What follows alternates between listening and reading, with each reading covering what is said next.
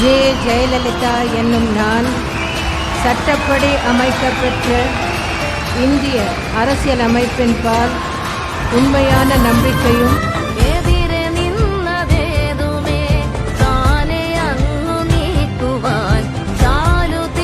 அம்மா உணவகங்கள், அம்மா உப்பு, அம்மா சிமெண்ட், அம்மா மருந்தகங்கள் இது போன்ற திட்டங்கள் எல்லாம் வரும் என்று நீங்கள் எதிர்பார்த்தீர்களா?